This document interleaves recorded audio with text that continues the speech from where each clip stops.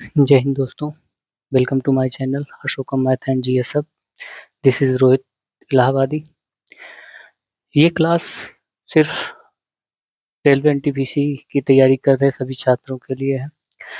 जो topic wise चलेगा, इसमें पीबी पीवाईक्यू भी कराए जाएंगे और पहले मेथड बताए जाएंगे, फिर पीवाईक्यू कराए जाएंगे। तो इसके पहले मैं आपको बता दूं कि अंकगणित पढ़ने के लिए मित्र ये 3 टॉपिक ऐसे हैं जो अर्थमेटिक में ब्रह्मास्त्र का काम करते हैं। अगर ये 3 टॉपिक आपने कंप्लीट कर लिए तो आप जो भी आगे जितने भी चैप्टर होंगे सबको आप ऑटोमेटिक गर्दा करते हुए चले जाएंगे। ये 3 टॉपिक हैं जो ईमानदारी से आपको कंप्लीट करने हैं। प्राकृतिक संख्याएं पहले देखते हैं।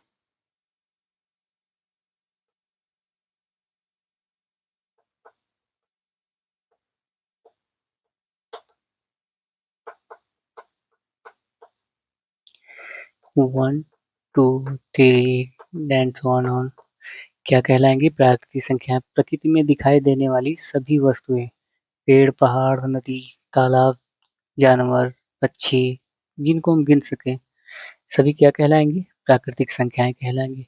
अब इसमें देखो, 1 है, 2 है, 3 है, 4 है, इन्फिनिटिव अनंत तक है।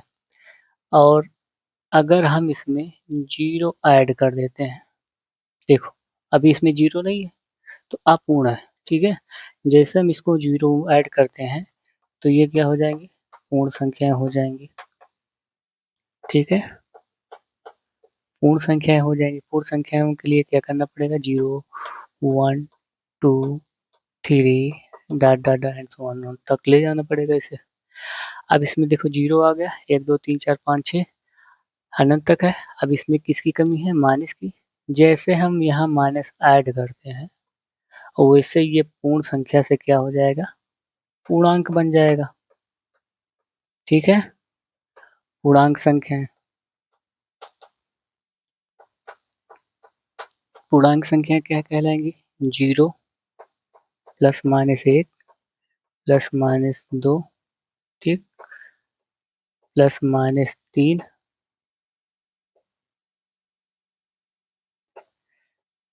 एंड सो ऑन करके। अब देखो ये पूर्णांक हो गया, पूर्ण हो गया, पूर्णांक हो गया। अब हो जाएगा परिमेय संख्या।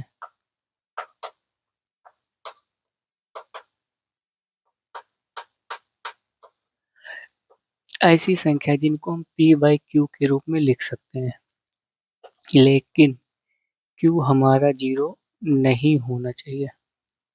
एक बात और, p और q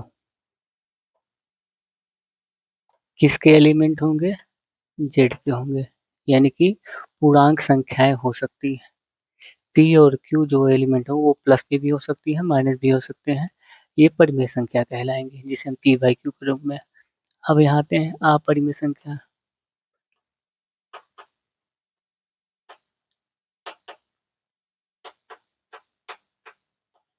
अपरिमेय संख्या क्या होती है? जिनको हम p बाई क्यू के रूप में नहीं लिख सके वो अपरिमेय संख्या होती है। जैसे √2, √3, √5, पाई, ये सभी क्या है? अपरिमेय संख्या है। एक चीज ध्यान दीजिएगा, अगर पाई का मान 22/7 हो तो ये परिमेय संख्या कहलाएगी, ना कि अपरिमेय संख्या, ठीक है। इस पे विशेष ध्यान देना। तो अब देखो, अगर हम इनको जोड़ देते हैं, परिमेय अपरिमेय को अगर हम मिला देते हैं तो क्या हो जाएगा? परिमेय अपरिमेय को अगर मिला देंगे तो ये हमारा वास्तविक संख्याएं हो जाएंगी। क्या हो जाएंगी? वास्तविक संख्याएं,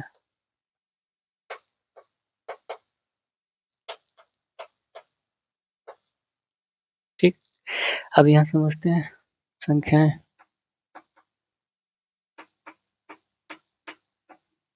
संख्याएं 2 प्रकार की होती है। एक होती है वास्तविक संख्याएं,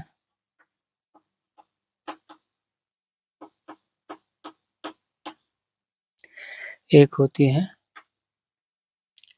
काल्पनिक संख्या है।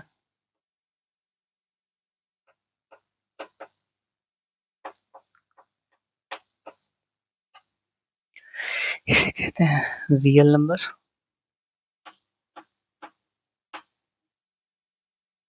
इसे कहते हैं इमेजिनरी नंबर।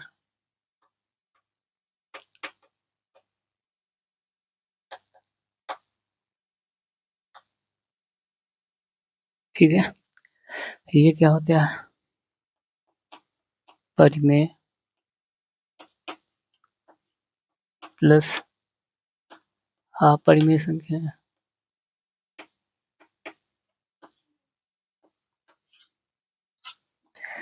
इमेजिनरी नंबर क्या होते हैं? Under root -3, under root -2 etcetera. अब यहाँ पे देखते हैं अंडर रूट -3 को हम क्या लिख सकते हैं? Under root 3 minus under root -1 equal to √3i। अगर माइनस में होगा तब पर भी इमेजिनरी नंबर है, अगर रूट में हो माइनस में हो तो इमेजिनरी नंबर है। आई को माइनस √-1 को आई लिखते हैं, आयोटा जिसे बोलते हैं। एक बात और, अगर आई का स्क्वायर करेंगे तो -1 होगा, आई का अगर क्यूब करेंगे तो -i होगा, आई क्या पावर 4 करेंगे 1 आएगा। ठीक है, इतनी चीजें हैं। अब नंबर के बारे में थोड़ा और जानते हैं। अब हम देखते हैं सम संख्याएं।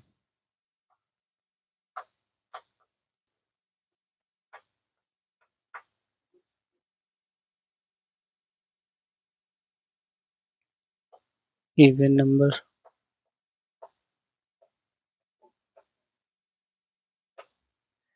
ऐसी संख्याएं जो 2 से पूर्ण रूप से विभाजित हो जाए उन्हें क्या कहेंगे? हम सम संख्याएं कहेंगे। जैसे 2, 4, 6, 8, 10 एंड सो ऑन। ठीक, विषम संख्याएं,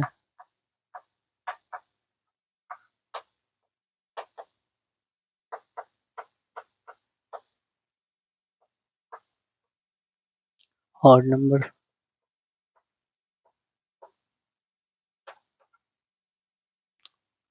ऑड नंबर क्या होंगे? वो संख्या जो पूर्णतः 2 से विभाजित न हो, पूर्ण रूप से 2 से विभाजित न हो, उन्हें ऑड नंबर कहेंगे। जैसे 1 हो गया, 3 हो गया, 5 हो गया, 7 हो गया, 9 हो गया। ठीक, सम संख्या होंगे, विषम संख्या होंगे। अब हम देखते हैं भाज्य संख्या।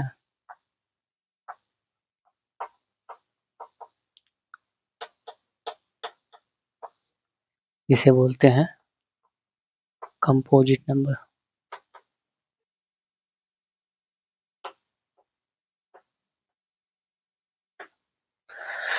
कंपोजिट नंबर वो नंबर होंगे जिनके मिनिमम 3 डिवाइजर हो, कम से कम 3, ज़्यादा से ज़्यादा चाहे जितना हो जाए ठीक, कोई दिक्कत नहीं है, लेकिन कम से कम 3 डिवाइजर होने चाहिए। जैसे 4, 6, 8, 9, 12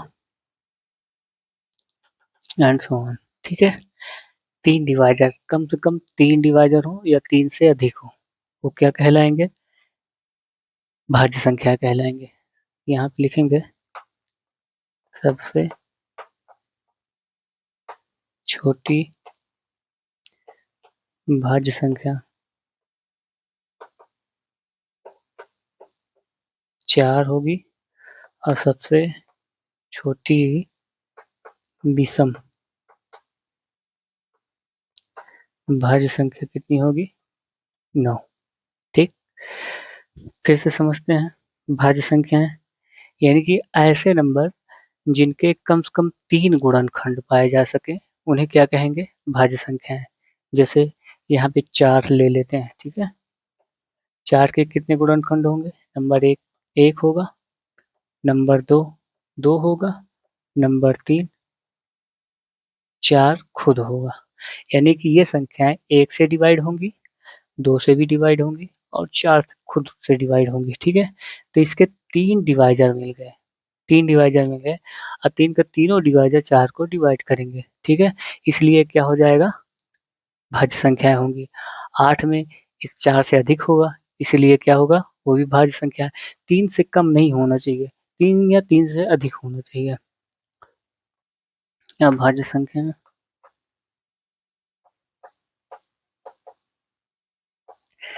अधिकतर जो है कन्फ्यूजन होती है भाज्य संख्या और अभाज्य संख्याओं को लेकर।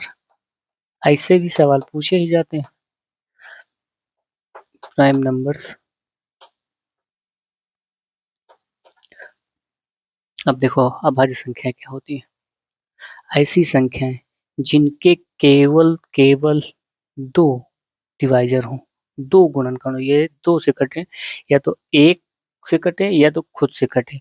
अदरवाइज़ किसी तीसरी संख्या से कट रही हैं तो वो अभाज्य संख्याएँ नहीं कहलाएँगी, ठीक है? जैसे 2,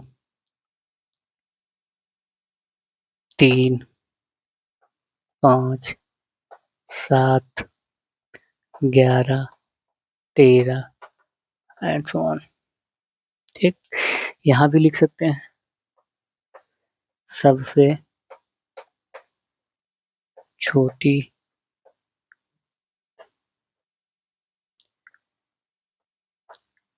अभाज्य संख्या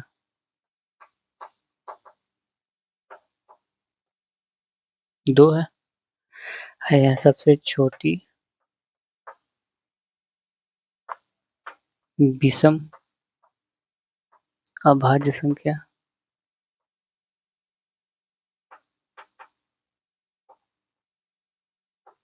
3, ठीक? और यहाँ लिखना चाहें लिख सकते हैं 3 अंकों की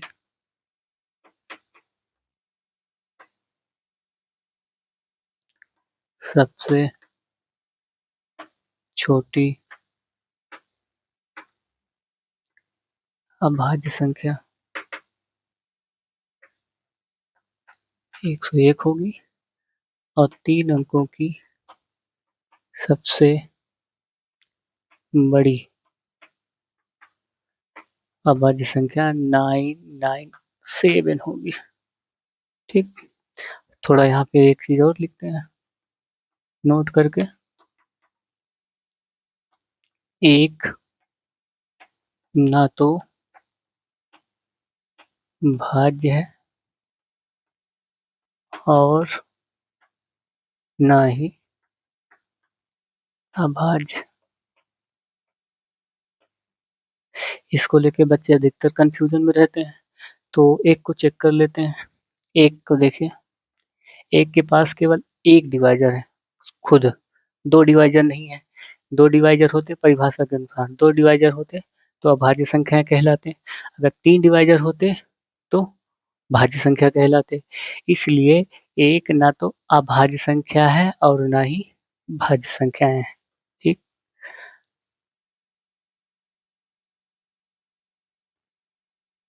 अब हम देख लेते हैं अभाज्य संख्या, जिसे बोलते हैं कोप्राइम नंबर।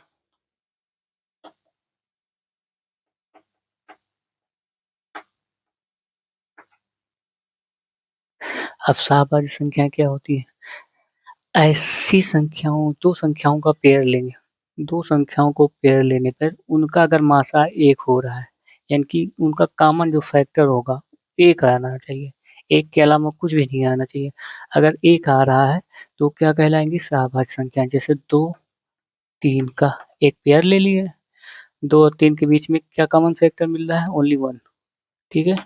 यहाँ पे ले लिए 7, 9 ले लिए, यहाँ पे ले लिए 10 और 11 ले लिए, ठीक? यहाँ पे एक बात और ध्यान देने की ज़रूरत है, अगर ये 2 के दोनों अंक अगर अभाज्य संख्याएँ हैं, यानी कि प्राइम नंबर हैं, तो निश्चित है कि ये सहभाज्य होंगे। लेकिन अगर प्राइम नहीं है, एक प्राइम है एक कुछ भी नंबर हो सकता है। एक मान लो भाज्य संख्या हो, या फिर इवन हो, या फिर ऑड हो। तो ये जरूरी नहीं है कि सहाभाज्य संख्या हो। जैसे यहाँ पे हम लेते हैं 55, 11। अब यहाँ पे देखो 55 है, 11 है। इन दोनों के बीच में कितने दो डिवाइजर मिल जा रहे हैं? एक तो एक है, एक जो है 11 है। ठीक है, इसलिए इनके बीच में कितना, दो डिवाइजर होने के कारण, दो गुणनखंड होने के कारण ये क्या है? सहाभाज्य संख्या नहीं है। इसको हम नहीं लिख करेंगे। अब आते हैं सहाभाज्य संख्या हो गए संपूर्ण संख्या।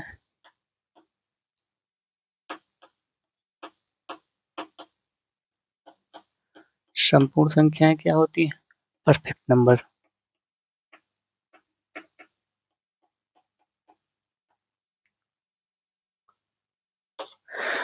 परफेक्ट नंबर क्या होता है? देखो, परफेक्ट नंबर वो होते हैं जैसे कोई भी अंक लो, उनके डिवाइजर का योग करने पर अगर वो नंबर के बराबर हो जा रहे हैं, डिवाइजर के योग करने पर उनके नंबर के बराबर हो जा रहे हैं, तो वो संख्याएं क्या है? परफेक्ट नंबर कहलाएंगे। जैसे 6 है, 6 के डिवाइजर कौन कौन से होंगे? एक होंगे, दो होंगे, तीन होंगे। अब इनको ऐड करते हैं, 1+2+3 = 6। ये क्या होंगे? Perfect number. जैसे 28 लेते हैं, 28 के डिवाइजर कौन से होंगे? एक होंगे, दो होंगे, चार होंगे, सात होंगे और 14 होंगे। ठीक है, अब इनको सबका योग करके देख लेते हैं। इनका सबका योग करें, 1+2+4+7+14 कितना हो जाएगा? एक, एक, दो, तीन, तीन, चार, तीन, सात, सात, 14, 14 दूनी 28। तो ऐसी संख्या हमारी क्या कहलाएंगी? Perfect number कहलाएंगी। इसी से रिलेटेड एनटीपीसी में सवाल पूछे गए हुए हैं, उनको देखते हैं, उसके बाद फिर आगे बढ़ते हैं। मित्र, ये सारे क्वेश्चन जो है पीवाईक्यू के हैं, ये पिछले 2022 में आए हुए हैं। इसको हम देखते हैं। यहाँ पे क्या लिखा है? सबसे छोटी अभाज्य संख्या है। सबसे छोटी अभाज्य संख्या कौन सी हो सकती है? अभाज्य संख्या हमने बताया है कि अभाज्य संख्याओं के दो डिवाइजर होंगे, या तो एक होगा या तो वो स्वयं खुद होगा। तो इसमें कौन सा होगा विकल्प? बी, दो सही है। निम्न में कौन सी सबसे छोटी भाज्य संख्या है? भाज्य संख्या हमने बताया था कि कम से कम तीन डिवाइजर होने चाहिए। ऐसी संख्या जिनके तीन डिवाइजर होंगे वो भाज्य संख्याएं कहलाएंगी। तीन का देखिए, तीन के कितने डिवाइजर हैं? एक और तीन होंगे, और दो के एक और दो होगा, एक का एक ही होगा, तो इसलिए चार के कितने डिवाइजर निकल रहे हैं? तीन। विकल्प नंबर ए सही है। 50 से कम अभाज्य संख्याओं की कुल संख्या है। 50 से कम। चलिए आइए, यहाँ पे हम सारे डिवाइजर लिखे हुए हैं, इनको याद करने का तरीका हम आपको बता देते हैं। जैसे 1 से 4 है, एक के बीच में चार डिवाइजर होंगे, सॉरी चार प्राइम नंबर होंगे, अभाज्य संख्या है। 11 से 20 के बीच में चार होंगे, फिर 21 से 30 के बीच में दो होंगे, फिर 31 से 40 के बीच में दो होंगे। इनको याद करने का तरीका यह है कि पहले चार चार, फिर दो दो, देखो चार चार, दो दो, फिर तीन, दो दो, फिर तीन दो एक। ऐसे याद कर लीजिएगा, ऑटोमेटिक आपको याद हो जाएगा। चार चार, दो दो, तीन, बीच में तीन आ गया, फिर दो दो, तीन दो एक। ऐसे याद करेंगे तो आपको सौ तक पूरे याद हो जाएंगे, जिसमें चाहे उससे का निकाल सकते हैं। कह रहा है 50 से कम। 50 से कम का मतलब यहाँ से यहाँ तक के हमको चाहिए, यहाँ से यहाँ तक के, यहाँ से यहाँ तक के जोड़ दो। चार चार आठ, आठ दो दस, दस दो बारह, बारह तीन 15। 15 कौन सा है? विकल्प नंबर सी। ठीक। अब 20 और 80 के बीच कितनी अभाज्य संख्याएं हैं? 20 का मतलब ये, 80 का मतलब ये। अब यहाँ से यहाँ तक यानी कि 21 से लेके हमको इसके बीच में नंबर निकालना है। ठीक है, तो दो दो चार, चार तीन सात, सात दो नौ, नौ दो 11, 11 तीन 14, 14 विकल्प नंबर ए। ये सारे भी एनटीपीसी के सवाल पूछे गए हैं, टीयर थर्ड में पूछे गए हैं, तीसरे शिफ्ट में। निम्न में कौन सी एक विषम भाज्य संख्या है? विषम भाज्य संख्या पूछा है। ये समभाज्य संख्या है। ये क्या है? 15 है। ये 19 है। ये क्या है? ये हमारा अभाज्य संख्या होंगी। 17 भी हमारा अभाज्य संख्या होंगी। 15 भाज्य संख्याएं हैं, लेकिन ये विषम है, इसलिए विकल्प नंबर सी। ठीक है, आते हैं एक क्वेश्चन ही अच्छे है। 6 नंबर में क्या कह रहा है कि 6 कामा वाई सह अभाज्य संख्या का एक युग्म है। सह अभाज्य संख्या का एक युग्म है जहां y एक प्राकृतिक संख्या है जो 20 से अधिक नहीं है, यानी कि 20 से कम है। y के कितने मान संभावित हो सकते हैं? y के कितने मान संभावित हो सकते हैं? y के मान निकालने हैं। सहभाज्य संख्या हमने आपको बताया था कि जिनके कम से कम दो नंबर का एक पेयर बनाएंगे, उनके मासा जो है एक आनी चाहिए। मासा कितने आने चाहिए? एक आने चाहिए। तो अब यहाँ पे चलो y का मान रखते हैं। y का मान अगर हम एक रखेंगे तो सहभाज्य संख्या तो हो जाएंगी, क्योंकि इन 1 और 6 का जो मासा है वो एक ही रखे हैं। अगर हम 2 रखते हैं तो 2 से ये भी कट जाएगा, 2 से ये भी कट जाएगा, नहीं होगा। 3 रखते हैं तो 3 से ये भी कट जाएगा, 3 एक नम 3, 3 दूनी 6, ये भी कट जाएगा, नहीं होगा। 4 रखते हैं तो नहीं होगा। 5 रखेंगे तो हो जाएगा। 5 के बाद 7 रखेंगे तो हो जाएगा। 7 के बाद 9 रखेंगे तो 3 से कट जाएगा, नहीं होगा। 11, ये y का मान हमको 20 से कम ही लेना है, 20 से अधिक नहीं लेना है। 11 हो जाएगा, फिर ये 17 हो जाएगा, फिर ये 19 हो जाएगा। गिनते हैं 1 2 3 4 5 6। 1 2 3 4 5 6। 1 3 4 1 5 7 11 13। सॉरी, यहाँ 13 होना चाहिए। 13 17 19। ठीक, तो कितने हो जाएंगे हमारे? 7, विकल्प नंबर सी। अब यहाँ पे आ जाइए। प्रथम 8 अभाज्य संख्याओं के योग को 7 से विभाजित करने पर के बराबर होगा। ये क्वेश्चन पूछा गया एनटीपीसी 2022 में पूछा गया, थर्ड शिफ्ट में पूछा गया था। तो प्रथम 8 अभाज्य संख्याओं का योग निकालेंगे। तो पहले क्या लिखेंगे? 2 3 5 7 11 11 11 के बाद 13 17 प्लस 19। 1 2 3 4 5 6 7 8। इनको हम अगर जोड़ेंगे तो ये आ जाएगा 7 7 आ जाएगा। इसको ऐड करने पे 7 7 आ जाएगा। इसको हम 7 से विभाजित करेंगे तो 11 बार जाएगा। इसका मतलब विकल्प नंबर ए सही है। ठीक, अब यहाँ पे एक क्वेश्चन और है। कह रहा 61 से 100 तक में दूसरी सबसे बड़ी फिर दूसरी सबसे छोटी अभाज्य संख्याओं का योग क्या होगा? 61 से 100 के बीच में। 61 कहाँ है? 61 यहाँ है, 100 यहाँ। ठीक है, 61 100 के बीच में हमको रखना रहना है। 61 में सबसे बड़ी संख्या क्या हो जाएगी? 97 हो जाएगी। दूसरी सबसे बड़ी संख्या कितनी हो जाएगी? 89। यहाँ पे हम क्या लिखेंगे? 89 प्लस लगा देते हैं। फिर उसके बाद में 61 से कह रहा है ना, 61 से पहली संख्या क्या हो जाएगी? सबसे छोटी 61। दूसरी सबसे छोटी संख्या 67। कितनी हो जाएगी? 67। ऐड करेंगे 9 7 16, 8 6 14 14 1 15 156। बी फॉर बॉल, ये सही है। ये सारे आपके क्वेश्चन पूछे गए हैं एनटीपीसी में। अब नेक्स्ट बार हम देखेंगे नंबर